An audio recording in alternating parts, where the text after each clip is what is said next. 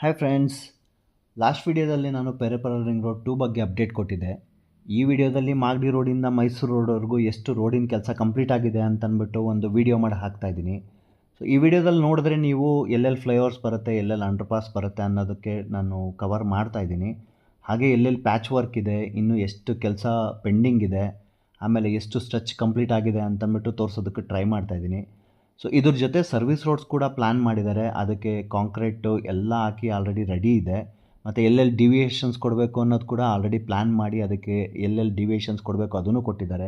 So ಈ stretch ಏನು ನೋಡ್ತಾ ಇದ್ದೀರಲ್ಲ, ಇದು ಕಂಪ್ಲೀಟ್ ಮಾಗಡಿ ರೋಡಿಂದ ಮೈಸೂರು ರೋಡ್ಗೆ ಕನೆಕ್ಟ್ ಆಗುವಂತಹ ಒಂದು ಕನೆಕ್ಟಿವಿಟಿ ರೋಡು. ಸೊ ನೋಡ್ಬೋದು ನೀವು ಎಷ್ಟು ಕಂಪ್ಲೀಟ್ ಆಗಿದೆ ಅಂತಂದ್ಬಿಟ್ಟು. ನೋಡೋಣ, ಇದಾಗ್ತಾ ಇದ್ದಂಗೆ ಗೌರ್ಮೆಂಟ್ ಅವರು ಪೆರಿಫೆರಲ್ ರಿಂಗ್ ರೋಡ್ 2 ಸ್ಟಾರ್ಟ್ ಮಾಡ್ತಾರಾ ಅಥವಾ ಅದಕ್ಕಿಂತ ಮುಂಚೆನೇ ಸ್ಟಾರ್ಟ್ ಮಾಡ್ತಾರಾ ಅಂತಂದ್ಬಿಟ್ಟು. Let's see.